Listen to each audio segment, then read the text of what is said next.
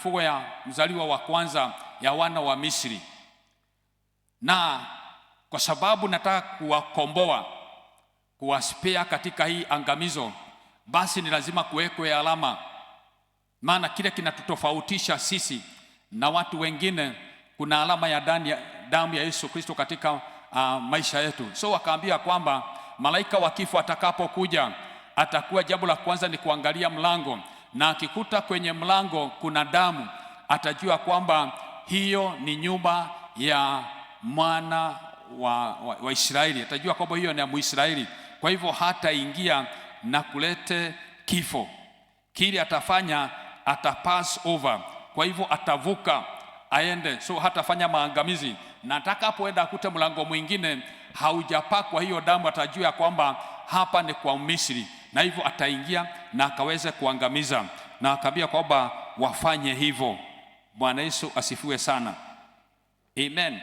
So hiyo ilitumika kama wokovu kwa wana wa Israeli kipindi kile. Njia iliyoweza kuwaokoa na kuwakomboa ilikuwa ni damu ambayo ilipakwa kwenye milango.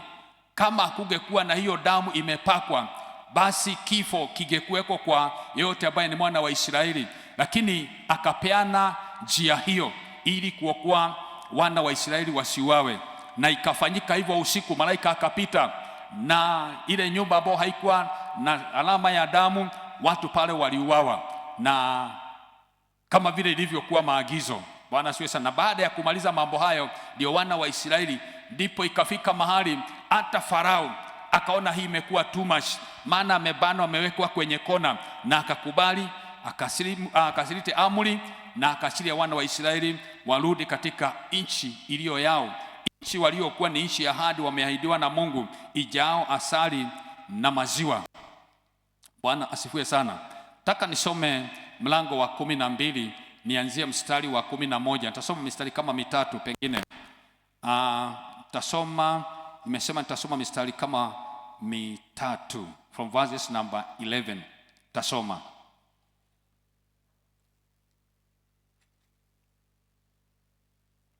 Biblia inasema hivi: tena mtamula hivi, mtakuwa mmefungwa viuno vyenu, mmevaa vitu vyema miguuni, na fimbo zenu mikononi mwenu, nanyi mtamula kwa haraka, ni Pasaka ya Bwana. Maana nitapita kati ya nchi ya Misri usiku huo, nami nitawapiga wazaliwa wa kwanza wote katika nchi ya Misri, na mwanadamu na wanyama, nami nitafanya hukumu juu ya miungu yote ya Misri.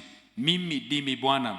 Na ile damu itakuwa ishara kwenu katika zile nyumba mtakazo kuwamo, nami nitapoiona ile damu nitapita juu yenu, lisiwapate pigo lolote likawaharibu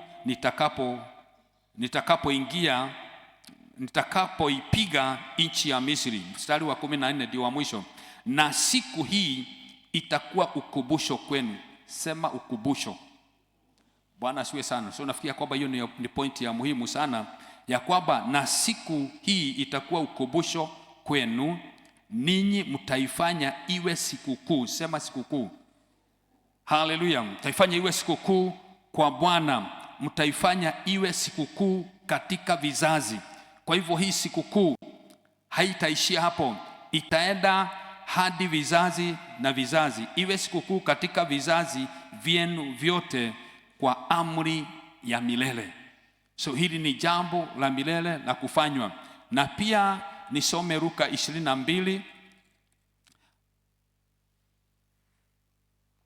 Luka 22.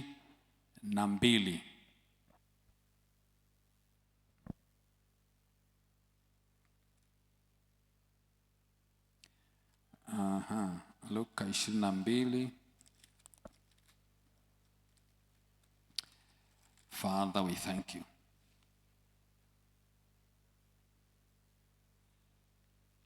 Tasoma. Ikakaribia sikukuu ya mikate isiyotiwa chachu itwayo sikukuu ya Pasaka. So hili jambo linaendelea hata wakati wa Agano Jipya. Na wakuu wa makuhani na waandishi walikuwa wakitafuta njia ya kumua, maana walikuwa wakiwaogopa watu. Shetani alihusika pakubwa. Shetani akamuingia Yuda aitwaye Iskarioti, naye ni mmoja wa wale thenashara. Akaondoka akaenda akasema na wakuu wa makuhani na majemedari jinsi atakavyoweza kumtia mikononi mwao. Wakafurahi, wakapatana naye kumpa fedha, akakubali. Akatafuta nafasi ya kumsaliti kwao pasipokuwa kwa mkutano. Ikafika siku ya mikate isiyotiwa chachu, ambayo ilipasa kuchinja Pasaka. Bwana Yesu asifiwe sana. So inaendelea. So kuna hali ya kuchinja siku ya Pasaka. Mstari wa 8, akawatuma Petro na Yohana akisema, nendeni mkatuandalie Pasaka tupate kuila. Wakamwambia, wataka tuandae wapi? Akawaambia, tazama, mtakapoingia mjini mtakutana na mwanaume akichukua mtungi wa maji. Mfuateni mkaingie katika nyumba atakayoingia yeye, na mtamwambia mwenye nyumba, mwalimu akuambia, kiwapi chumba cha wageni nipate kula Pasaka humo pamoja na wanafunzi wangu? Naye atawaonyesha chumba kikubwa orofani, kimekwisha andikwa, enendeni huko. Wakaenda wakaona kama alivyowaambia, wakaiandaa Pasaka. Bwana Yesu asifiwe sana. So nimesema ya kwamba Pasaka ambao tunaosherekea ikiwa ni siku ya 3 ya kufufuka kwa Kristo. Hii sio sisi tunaanza, ni jambo lilifanyika miaka mingi katika agano la kabla. Hata wana wa Israeli hawajatoka katika nchi ya Misri. So walipotoka, hata walipoenda katika nchi yao ya Kanani, waliendelea na mambo haya, na mambo haya yakaja mpaka agano jipya. Na tunamuona Kristo kipindi chake pia, yeye aliheshimu hii sikukuu ya Pasaka. Praise the name of the Lord. Amen. So kwa sababu alikuta pia inaendelea, na kwake alijua ina umuhimu mkubwa sana. Ilipofika siku ya Pasaka, Biblia inaelezea kwamba akaongea na wanafunzi wake, akawapa maagizo, akawaambia, enendeni mtafute mahali kwa sababu ya maandalizi ya Pasaka. Na nikawa nikisema ya kwamba kwa hivyo Pasaka ni ibada ambayo inastahili kuwa na maandalizi. So kama Mkristo, kuna maandalizi unastahili uwe umefanya hata ndani ya moyo wako, kwa sababu unaelewa, ninasherekea hii sikukuu, ninahusianaje nayo? Na wewe hautasherekea kama vile walevi wanasherekea wakinywa mnazi kule nje. Hautasherekea kama vile wengine wanakunywa shibuku huko, na wengine wanapokunywa chang'aa. Kuna jinsi wao wanasherekea, na wanajua kwamba ni Pasaka. Maana hata watu wamepewa likizo kwenye kazi. Friday hawakuwa kazini, na hata kesho Monday bado hawako kazini, kwa sababu kuna Pasaka, kuna sherehe ya Pasaka. Bwana asifiwe sana. So wengine wanasherekea kwa sababu ni jambo ambao imeitwa sikukuu. Lakini ningetaka tuelewe, sisi kama Wakristo, it has a deeper meaning in our spiritual life. Hatuibebi juu kama zile sikukuu zingine. Kwetu wacha iwe na maana kubwa, kwa sababu Kristo anasema ya kwamba hii sikukuu iende ikaandaliwe, na ikaanza kuandaliwa, na akapeana maagizo mahali itaandaliwa, na ikaenda chumba ikapatikana, ili waandae ile sikukuu, na hata kukachinjwa. Kuna mambo hata ya kuchinja kwa sababu ni sikukuu. Na wanafanya hivi kwa sababu gani?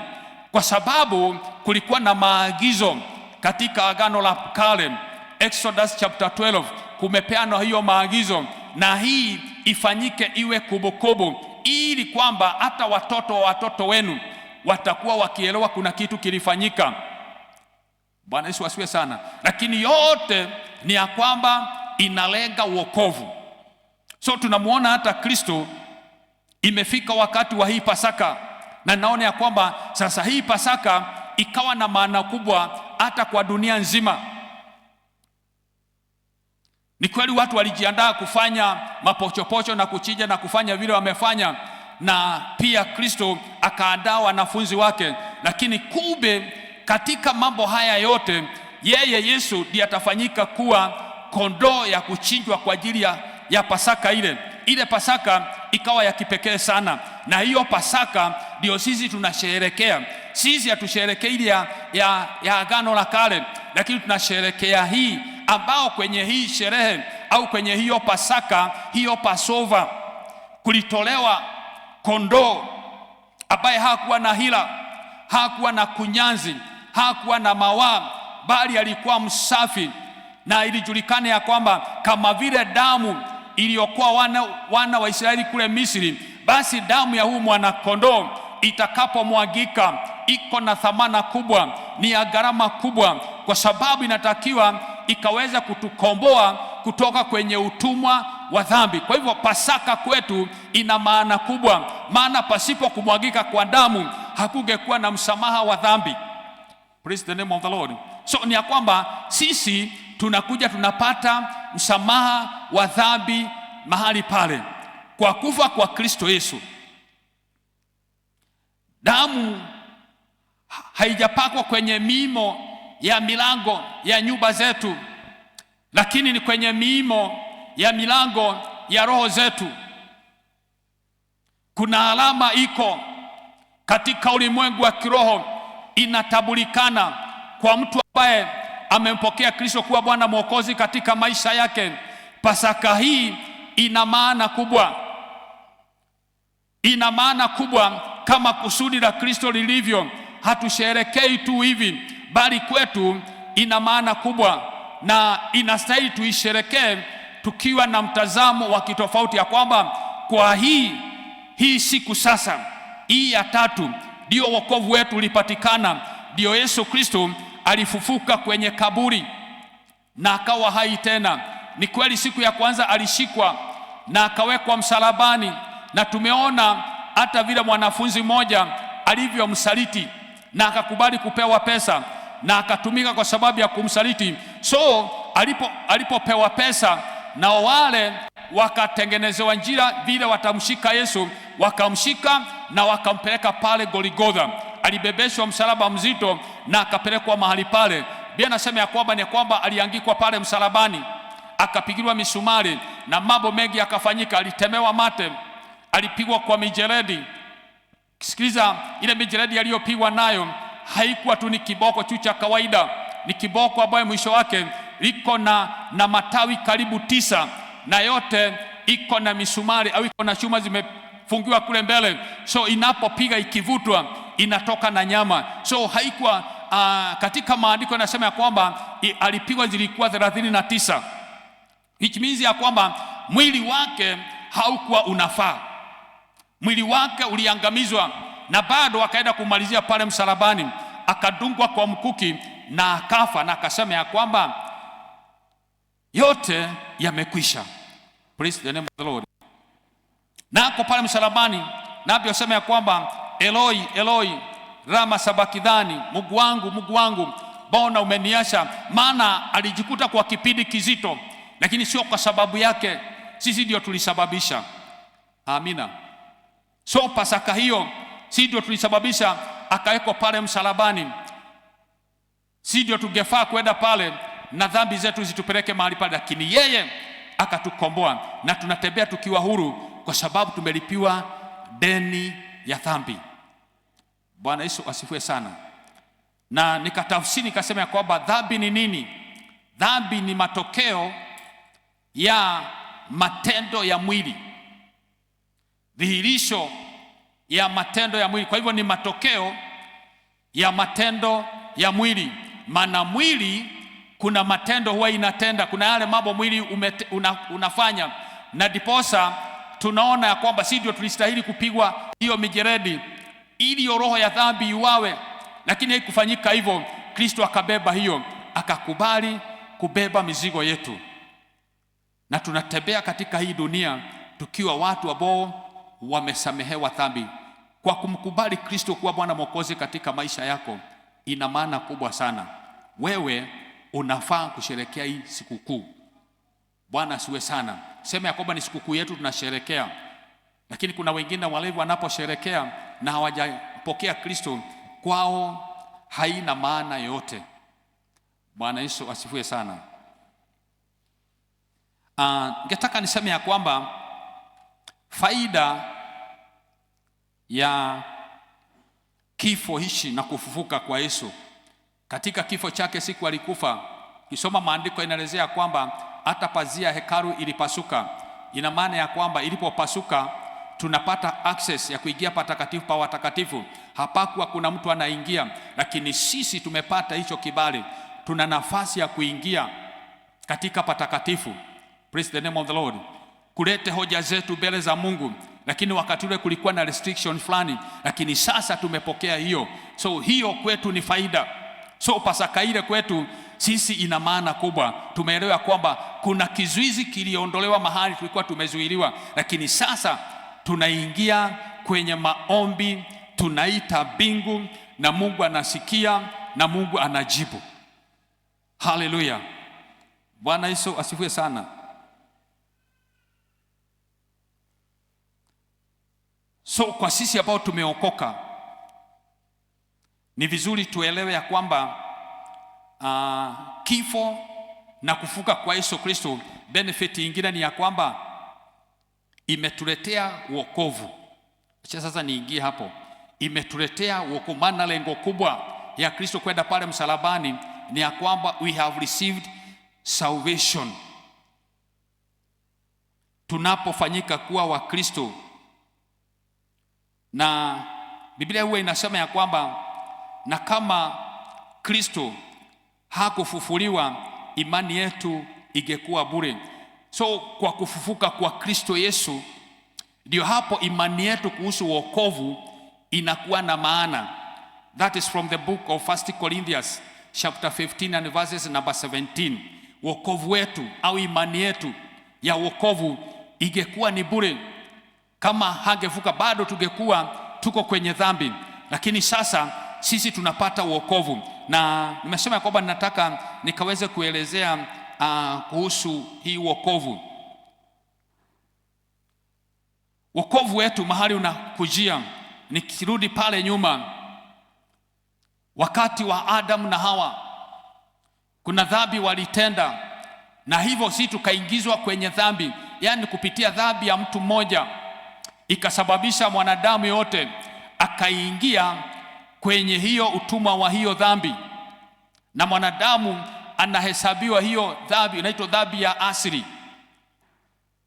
Na Yesu alikuja ili, unajua Biblia inasema ya kwamba kwa mtu mmoja hiyo dhambi iliingia, na katika wa pili, Adamu wa pili, yeye amekuja na anang'oa hiyo dhambi, amekuja na uwezo wa kuweza kung'oa hiyo dhambi ambayo ilikuja. So sisi hiyo dhambi inang'olewa kwetu tunapompokea Kristo katika maisha yetu. Kwa hivyo ni ya kwamba tunahitaji wokovu, kwa sababu mwili wetu umekuwa na asilia ya dhambi.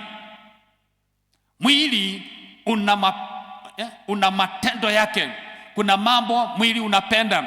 Katika Wagalatia 5 pale kuanzia mstari wa 19 utaona mambo haya ndio dhahiri kwa sababu ya mwili. Mwili unapenda mambo haya, na hivyo ni ya kwamba lazima mwili utafutwe jinsi ya kuangamizwa ili uwawe.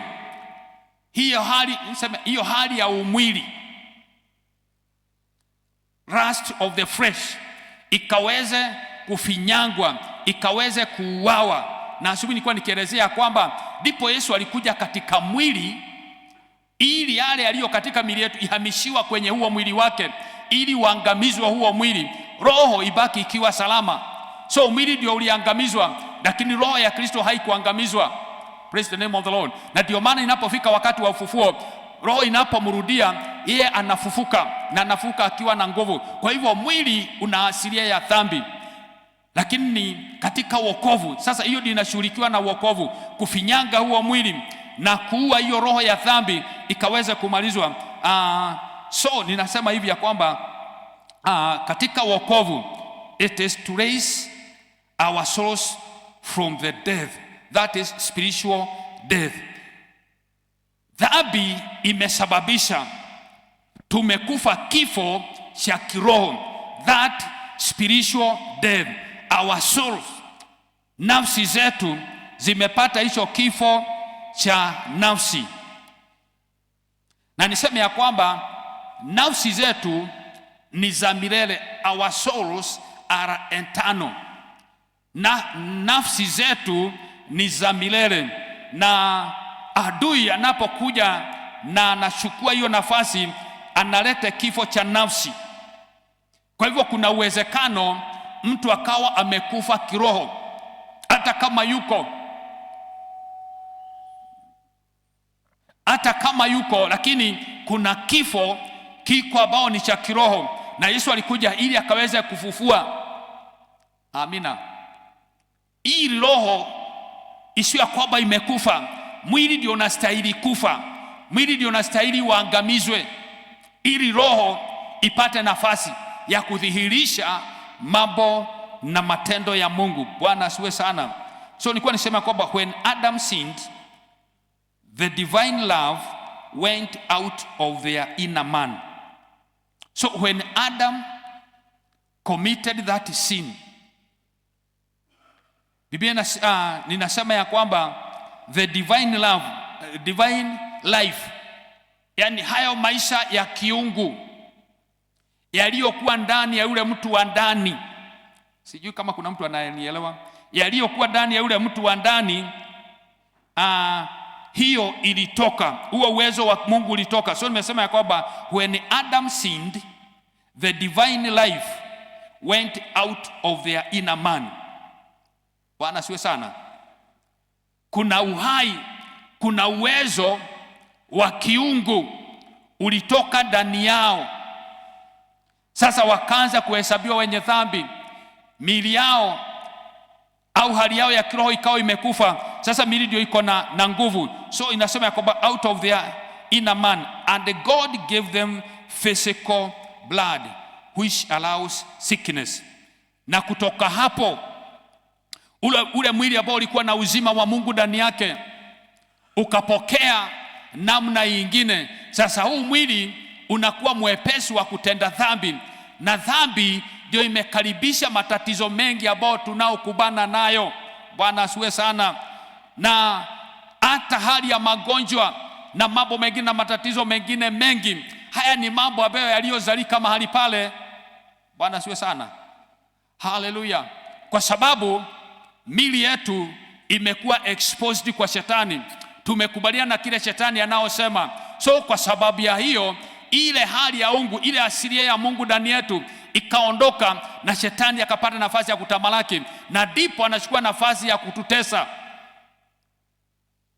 Na kuanzia hapo hata ndio laana nyingi ilinenwa ya kwamba kama ni mama anajifungua, atajifungua kwa uchungu. Kama ni baba katika kureisi familia yake, atapata kwa jasho. Kwingine nasema ya kwamba mishongoma na miiba hiyo itakuwa ikitudunga. Yani mambo mengi yakanenwa mahali pale, kwa sababu dhambi imeingia duniani.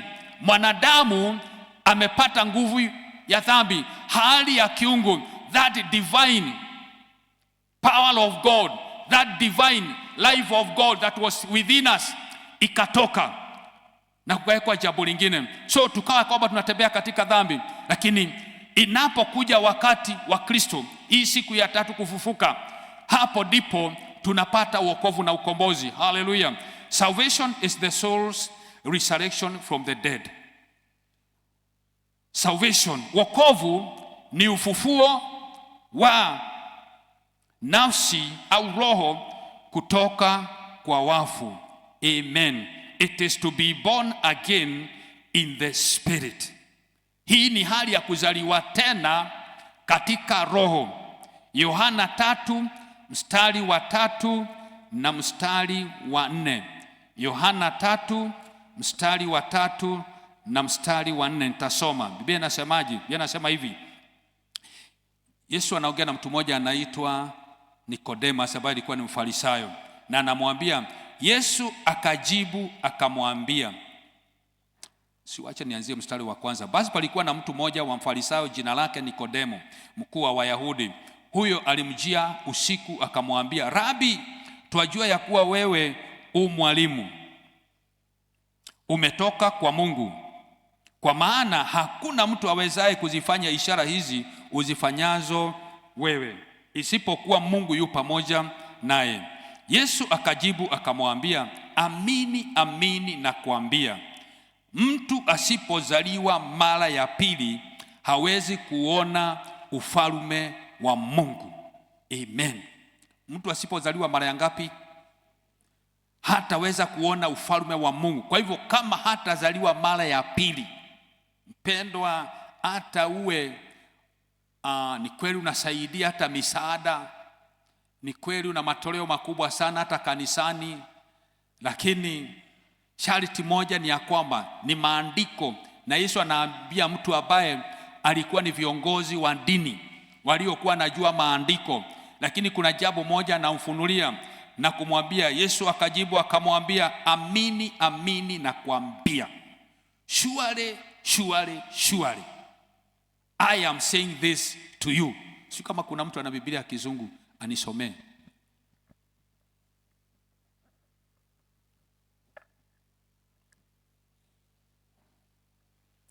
Mlango wa 3 na mstari wa 3 anasema hivi kwamba Jesus replied, I tell you the truth.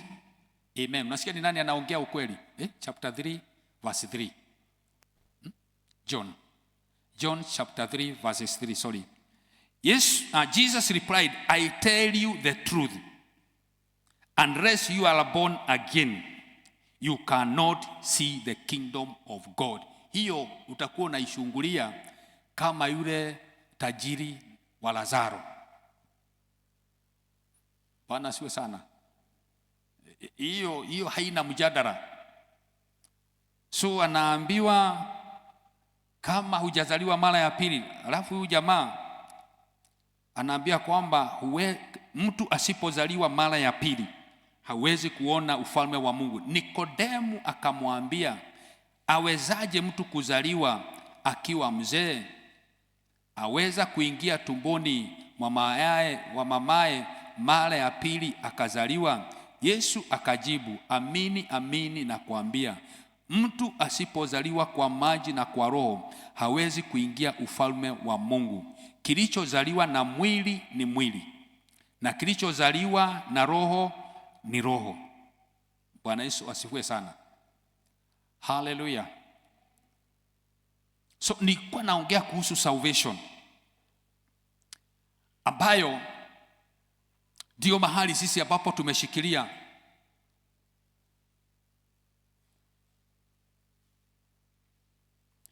Na tukaweze, yani sema kwamba tukaweze kuwa na mioyo miepesi. Nilikuwa nasoma katika kitabu cha Ezekiel chapter 36 and verse number 26. Ikawa nasema ya kwamba mimi nitawaondolea hiyo mioyo ya mawe na niwape mioyo ya nyama itakaweza kulipokea hili neno. Nimesema Ezekiel chapter, nimesema chapter what? Ezekiel chapter 36 and verses number 26. Ndivyo anavyosema ya kwamba atawapa mioyo ya nyama, ang'oe hiyo mioyo ya mawe ambayo imekuwa sugu, haitaki kupokea hii injili ya Kristo. Lakini Yesu anasema ya kwamba surely, truly, hakika mtu asipozaliwa mara ya pili hataona ufalme wa Mungu. Na niombi ya kwamba Yesu katika kitabu cha Yohana mlango wa 17, kuna ombi moja aliinua mbele za Mungu na akamwambia, Bwana, ombi langu ni ya kwamba na hawa ulionipatia pasipatikane mmoja akakosa kuingia katika ufalme. And it is my prayer as a pastor of this church, ya kwamba ni ombi yangu ya kwamba pasipatikane mmoja kwa hii kanisa akakosa kuingia katika ufalme wa mbinguni. Ni ombi yangu ya kwamba wengine wanaposhangilia na wakisherehekea, wakifurahia wakiwa na Musa, wakifurahia wakiwa na Ibrahimu na kina Enoko na wale wengine, simpendwa upatikane pale. Maana itamfaidi nini mwanadamu apate mambo yote ya dunia hii na nafsi yake ikose uzima wa milele? Maana kuna uzima wa milele huo uko, na ndiposa Yesu alikuja ili sisi tukaweze kusamehewa dhambi, atoe gharama ya kumwaga damu yake ili sisi tukaweze kukombolewa na tukafanyike upya, tuzaliwe mara ya pili. Amina. Kuzaliwa mara ya pili inamaanisha kuzaliwa katika roho. Na tufanyike kuwa, maana yeye alikuwa anafikia kwamba anaambiwa arudi kwenye tumbo ya mama, lakini Yesu akafafanua vizuri ya kwamba ni kuzaliwa katika roho. Na kuzaliwa katika roho ni kwenda kukubali kwa imani na kumpokea Kristo ndani ya maisha yetu katika jina la Yesu Kristo. Haleluya. So tumeona ya kwamba Yesu amekufa, na alipokufa akakaa pale kwa kaburi, na alipokaa pale kwa kaburi mwili wake ukaa uko kwenye hiyo kaburi. Lakini siku ya tatu pia tunaona anafufuka akiwa katika ushindi mkubwa, akatoka akiwa na nguvu kubwa, na kuna watu wengi walioshuhudia kwa macho na wakamwona. Bwana Yesu asiwe sana. Haleluya. So katika maandiko ninataka niunganishe jambo hili na ile tunaita water baptism. Bwana asiwe sana. Kwa sababu ninasema hivi, maana katika ubatizo unaingiana na kile kilifanyika katika hizo siku tatu. Bwana Yesu asiwe sana.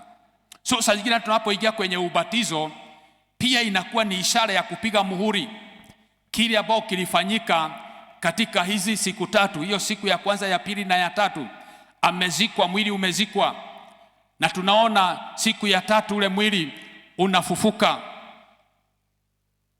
Na swali yangu inakuja, kwa nini basi tunabatizwa na ubatizo huko na tunafanya ubatizo?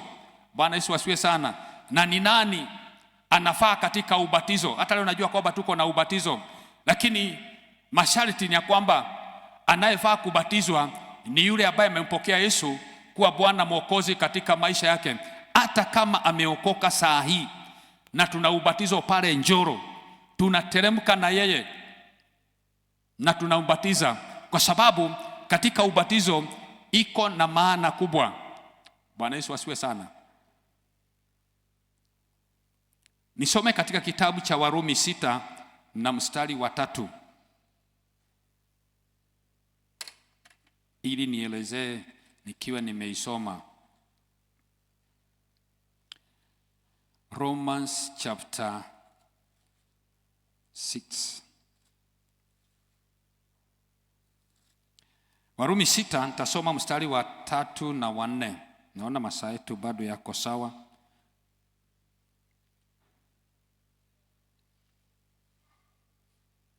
Inasema hivi, hamfahamu ya kuwa sisi zote tuliobatizwa katika Kristo Yesu tulibatizwa katika mauti yake? Basi tulizikwa pamoja naye kwa njia ya ubatizo katika mauti yake, kusudi kama Kristo alivyofufuka katika wafu kwa njia ya utukufu wa Baba, vivyo hivyo na sisi tuenende katika upya wa uzima. Na mimi nimeeleweka, wacha nirudie. Hamfahamu ya kuwa sisi zote tuliobatizwa katika Kristo Yesu tulibatizwa katika mauti yake? Basi tulizikwa pamoja naye kwa njia ya ubatizo katika mauti yake, kusudi kama Kristo alivyofufuka katika wavu kwa njia ya utukufu wa Baba, vivyo hivyo na sisi tuenende katika upya wa uzima. Bwana Yesu asifiwe sana. So kwa Mkristo ambaye ameokoka, ana qualify kuingia katika ubatizo. Na niseme kuingia katika ubatizo itakuwa ni stage nyingine umepanda wewe Mkristo. Umalizii pale tu ulipookoka, lakini pia kuna nafasi ya ubatizo. Bwana asifiwe sana. Kuna nafasi ya ubatizo ambao iko kwenye maandiko. Nilipokuwa ninamtazama mtu mmoja ambaye anaitwa the Ethiopian eunuch, ukisoma story yake katika Matendo ya Mitume mlango ule wa 8 kuanzia mstari wa 36, Inasemekana ya kwamba yule mtu alikuwa akitoka kwa ibada, alikuwa anatoka Yerusalemu na akawa akisoma kitabu cha chuo nabii, lakini alipokuwa naenda na yule gari ya farasi, Biblia inasema ya kwamba na wakapatana na Philip, na Philip akaangalia yule mtu vile anasoma, akaona ni kama haelewi, na akamuuliza, unaelewa maneno haya unaosoma? Na katika mjadala wakaongea, na Philip akagonga the point, mambo ya wokovu, na yule mtu Biblia inasema kwamba akakubali. Bwana Yesu asifiwe sana. Na kwa sababu Biblia iko hapa na hiyo chapter 8 iko, na mwenye kusoma yuko hapa na mwenye kusikiliza yuko hapa, je, ni nini itamzuia mwenye kusoma asisome? Sioni kama kuna sababu. Sinisome hiyo 38 au nianzie 37. Filipu akasema, ukimwamini kwa moyo wako wote inawezekana. Akajibu akanena, naamini ya kwamba Yesu Kristo ndiye mwana wa Mungu. Bwana asifiwe sana. So tunaona the Ethiopian eunuch au mkushi Mwafrika akiwa wa kwanza kupokea injili. Na Biblia inasema ya kwamba akaamuru lile gari lisimame. So baada ya kuombewa wokovu, yule mtu akaamuru ile gari lisimame. Wakateremka wote, wagari wote wawili majini, Filipo na yule towashi, naye akambatiza. Bwana Yesu asifiwe sana. So Biblia inasema ya kwamba na mtu yule alikubali kubatizwa. So alipookoka aliona kuna umuhimu asimalizie pale, pia akaweze pia ubatizo mahali alipookokea, na akajua kwamba hapa sio mwisho wangu na stahili kaingie katika ngazi nyingine. Alielewa ya kwamba baada ya kubatizwa, kwa hivyo ni ya kwamba ni mtu ambaye alikuwa anasoma maandiko. Naamini ya kwamba alikuwa ni mtu labda alikuwa anasoma maandiko, labda alikutana na kitabu cha Mathayo 28 na mstari wa 19. Kufika hapo 28 na mstari wake wa 19, Yesu anaambia wanafunzi wote ya kwamba enedeni mkawafanya mataifa kuwa wanafunzi wangu, na wakishaokoka, wakishafanyika kuwa wanafunzi wangu, basi mtawabatiza kwa jina la Baba na la Mwana na Roho Mtakatifu. Bwana siwe sana. So ubatizo uko kimaandiko na Yesu ameamurisha hivyo, na anasema ya kwamba kwa hivyo muendeeni kule nje, mwende mkahubiria watu, na watu wale wakiamini kama vile Filipo alivyokuwa anaamini. Bwana siwe sana. Kuna jamaa nagawa mashamba pale. Haleluya. So kaa ukiangalia mwenzako mahali yuko, asianze kugawa mashamba tukiwa hapa. Ukisikia kama unalemewa na usingizi, unakuja unaketi hizi viti za hapa hivi karibu na mlango, haitakuwa ni dhambi. Bwana siwe sana. Amen. Kuliko usinzie upitwe, si unakuja tu unaketi kwa ile kiti. Haleluya. Situmpigie Bwana Yesu makofi. Haleluya. Bwana asifiwe. So niko kwa hii point, enedeni mkawafanye mataifa kuwa wanafunzi wangu, na wakikubali, wakiokoka, muwabatize kwa jina la Baba na la Mwana na Roho Mtakatifu. Na ndio maana tunaona huyu mtu ambaye walikutana na Filipo alipohubiriwa na akakubali, basi Biblia inasema ya kwamba alipomaliza labda kumuombea wokovu, ndipo wakaona maji. Maana Filipo alijua kwamba kule huyu anaenda na kule mimi niko ni kilomita nyingi sana, hatuwezi tukaonana tena, na hivyo wakaona ya kwamba wamalizie kila kitu pale. Bahati nzuri wakakuta labda kulikuwa kumenyesha na kuna maji ilikuwa imesimama au ni kisima vyovyote vile, na wakaona ya kwamba, ndipo yule anasema ya kwamba kama kuna jambo lolote inaweza kunizuia nisiweze kubatizwa. Na basi wakakubaliana, na Filipo akaingiza jamaa kwa maji na akabatiza yule jamaa akatokea tena. Bwana asiwe sana. So katika ubatizo wa maji unamaanisha nini? Kulingana na kitabu cha Warumi mlango huo wa 6 na mstari wa 3 na wa 4, Biblia imetuelezea ya kwamba ndio hapo ubatizo unatajwa, na jina ubatizo inatokana na jina la Kigiriki ambalo linaitwa baptizo.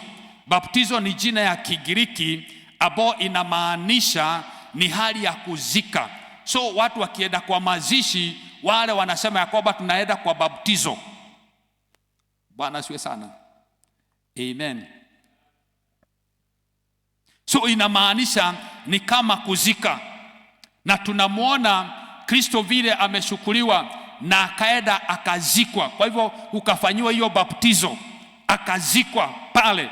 Na sisi tunapookoka na tunapoingia katika ubatizo, kuna jambo hilo ndio huwa linafanyika, ya kwamba sasa miili yetu ambayo imekolea kwa dhambi, na kwa sababu tulikubali kuisurubisha hiyo kusurubisha hizo dhambi zetu, tulikubali kumpatia Yesu na kusurubisha miili yetu pamoja na Kristo. Na basi Kristo anapoteremshwa kuzikwa, na sisi tunapata nafasi hii kupitia ubatizo wa maji mengi. Amen.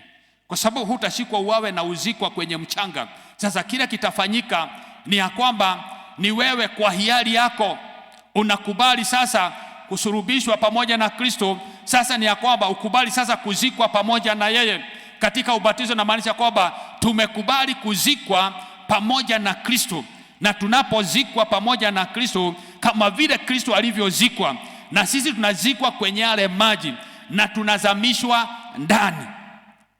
Bwana asiwe sana. Tunazamishwa ndani, na baada ya kuzamishwa ndani kisha tunainuka tena. So ni ya kwamba tunafufuka pamoja na Kristo vile alivyofufuka siku hii ya tatu. Sijui kama ninaeleweka. Bwana asiwe sana. So ubatizo watu wako na tafsiri nyingi. Kuna wengine wanabatiza watoto wadogo. Sijui kama iko kwa maandiko, lakini tunafanya kile kiko kwa maandiko. Watoto wadogo tunawafanyia ubarikio. Na wengine katika ubatizo inafanywa shortcut, wanaguza maji na wanapaka tu hapa kwa uso. Hiyo ni njia yao. Na wengine wanatumia bendera. Bendera inainuliwa na inanyooshwa. Sasa wewe unapitia chini ya hiyo bendera. Ukipitia chini ya bendera, wewe umebatizwa. Na wengine wanaamini ubatizo ni kupewa jina ya kizungu. Ninataka nikutoe hapo, ninataka nikutoe kwa bendera. Wengine wanapitishwa chini ya moto, ya kwamba hao wamebatizwa. Bado ninataka nikutoe huko, na hata hiyo ya kupakwa maji na kidole. Maana unaweza kuwa huko hapa na unasema ya kwamba katika ile dini yetu nilikuwa mimi nikishiriki, ni ya kwamba mimi nilibatizwa. Lakini ulibatizwa labda ukiwa hujaokoka, na ulibatizwa hiyo ya kupakwa maji hapa kwenye uso. Lakini ile ninaongea juu yake inasimamia ya kwamba Kristo ametolewa kwenye msalaba na amezikwa, amefanywa baptizo, akazamishwa, immersed ndani ya maji, na anatoka akiwa upya tena, na akiwa na nguvu mpya tena. Kuna uwezekano unapozamishwa kwa maji na hata ukapokea ujazo wa Roho Mtakatifu. Kuna watu pokea ujazo wa Roho Mtakatifu, wanapofufuka wanatoka wakiwa na nguvu zingine mpya. Kuna watu wanapozamishwa kwa maji, wakitoka wanatoka wakiwa kama kuna magonjwa ikiwa imewalemea, wengine inawaachilia, kwa sababu yale maji ambayo tunaenda kukuzamisha ndani, hayo maji pia tumeyatamkia, tumeyaweka wakfu, tumeyatakasa kwa damu ya Yesu. So unajua kwamba unapoingizwa mahali pale, sio tu maji ya kawaida, hatufanyi tu katika ukawaida, bali ina maana yake. Sijui kama tunafunguka akili. Kuna umuhimu wa wewe kubatizwa. It's for your own benefit. Bwana asiwe sana. Hallelujah. Lakini saa nyingine tunachukulia mambo kirahisi rahisi. Mimi kama nimeokoka, yani uliona kwa sababu niliokoka na nimeingia kanisani, lakini vizuri ya kwamba siuingie hiyo level nyingine ya Ukristo. Bwana Yesu asiwe sana. Ni vizuri ukiwa jirani yako muuliza kama amebatizwa. Lakini sasa shida ako na jina ya kizungu. Basi. ashapata jina ya kizungu, anaitwa James, anaitwa hiyo majina, anaitwa Daudi, anaitwa, na sasa kumekuja hao majina mengine ya kidigital. Sisi natupatia shida saa nyingine kuyakram na ikae katika hii vichwa vyetu, saa nyingine tunalemewa. Sisi tulikuwa tumezoea James, John, Peter na hizo Lucy, Mary, hizo, lakini sasa imekuja hizo zingine za digital. Lakini ninataka nikuweke wazi ya kwamba tunapookoka ndio hapo tunapata na kibali cha kuweza kubatizwa. Amen. Bwana Yesu asifiwe. Na nimesema ubatizo sio wa watoto. Amina. Na kama ulibatiziwa kwa hiyo dini ulikuwa, mimi nakumbuka nilipotoka kwa ile dini ambayo nilikuwa na nikaingia Deliverance Church, ubatizo uliofanywa wa kwanza na wa pili nilikuwa nasikia hainiingi, maana nilikuwa nimehubiriwa kule, nikawa nimeambiwa kwamba huwezi ukabatizwa mara mbili. Lakini nilipojua maandiko na kujua kwamba kwa hivyo kwanza enedeni mkawafanya mataifa wanafunzi wangu, so kwanza waokoke kama Filipo, wakishaokoka basi hapo ndio nawabatiza kwa jina la Baba na la Mwana na Roho Mtakatifu. Hata Yesu alizamishwa kwa maji. Bwana Yesu asiwe sana. Si hata Yesu alizamishwa kwa maji na akabatizwa, na wengine nafikiri na kina Cornelius watu walibatizwa. So na sisi pia leo tunaenda Njoro. Amina. So ndio nimesikia kusema kwamba hii Pasaka ina maana kubwa sana kwetu. Imebeba wokovu na inaongea hata mambo ya ubatizo katika maji mengi. Yesu vile alivyofufuka siku ya tatu, naye unatoka kwa maji. Naweza ukuta jamaa amechomoka au mama amechomoka, anaongea kwa lugha na takata dini, kwa ni ngumu kumtuliza kwa sababu kuna kitu kimefanyika. Haleluya. Si Bwana Yesu awabariki sana. Mpaka hapo Mungu awabariki sana, Mungu awainue na Mungu awatende mema. Na kama unajua kwamba hujabatizwa na uko hapa, ninaomba tukiteremka Njoro tuteremke na wewe. Amen. Bwana asiwe sana. Maana ubatizo, unajua uzuri wa ubatizo pia ni ya kwamba it is a public participation. Mara nyingi ubatizo unafanywa mahali ambapo kuna umati wa watu. So ni watu wengi wanashuhudia ya kwamba umebatizwa. So najua kwamba hata kanisa tunateremka wapi? Njoro. Wacha Njoro ijue kwamba kumekujwa. Amina.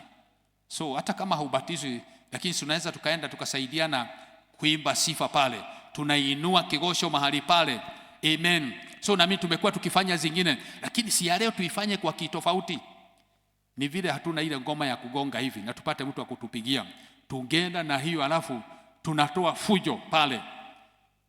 Kama kutakuwa hata na wanyama wako kwenye maji na samaki, wajue leo sijui kuna shida gani maeneo haya. Tusumbue Njoro. Amina. Bwana asiwe sana. So vile tutakavyoenda kwa wingi ndio tutaweka impact kubwa. Kwa hivyo kuweko kwako ni kwa muhimu sana. Amen. So Mungu awabariki na Bwana awainue. Falme wa falme na Mungu wa utukufu, tunanyenyekea kwako kwa kutupenda mno, ukamtoa Yesu Kristo afanyike kuwa Bwana na Mwokozi katika maisha yetu. Na kama vile alivyoangikwa pale msalabani, Biblia inasema ya kwamba na kisha akazikwa, na alipokuwa amezikwa siku ya tatu alifufuka kama ilivyokuwa imetabiriwa. Na hata kama vile yeye alikuwa ametabiri kwa wanafunzi wake ya kwamba atazikwa na siku ya tatu atafufuka, tunafurahia kwa sababu siku ya leo tunafurahia kile kilichofanyika katika ile Pasaka. Na Baba, tunajiunganisha na neema ya hiyo Pasaka na neema iliyomfufua Kristo kutoka kwa wafu. Tunajiunganisha na hiyo neema Baba, nikiombea wapendwa hawa, chochote chao ambao kimekaa kimekufa, ninakitamkia kikapokee uwezo mpya. Watu ambao imani yao ilikuwa imekaa kufifia, ninaomba ya kwamba neema ya ufufuo ikaweze kufufua hiyo imani ndani ya Mungu katika jina la Yesu Kristo. Chochote ambao Baba kinakaa kufifia kikapokea uzima katika jina la Yesu Kristo. Baba, naomba ya kwamba neno lako likawe la kipekee. Tunajiachilia kwako hata tunapojiandaa kwenda Njoro kwa sababu ya ubatizo. Baba, tunaomba neema yako ikawe pamoja nasi na ukatutangulie. Na Bwana, tunatamani kushuhudia mambo makuu utakayoyatenda Mungu wetu katika siku ya leo haitakuwa tu kama siku zingine, bali itakuwa siku ya kitofauti. Kama vile watu walivyoandaa Pasaka wakijua kwamba ni ya kawaida, lakini hawakujua kwamba wewe Yesu Kristo ndio utafanyika kuwa Pasaka, ndio utafanyika kuwa sadaka ya Pasaka ambao tunafurahia mpaka leo. Baba, tunakushukuru kwa yale unaenda kutenda. Kwa Yesu Kristo tumeomba na kuamini.